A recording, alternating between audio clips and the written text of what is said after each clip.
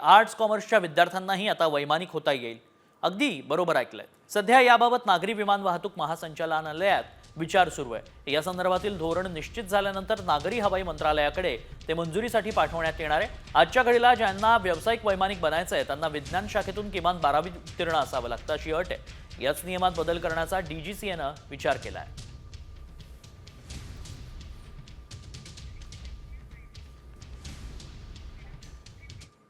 Arts कॉमर्सच्या विद्यार्थ्यांनाही आता वैमानिक होता येईल।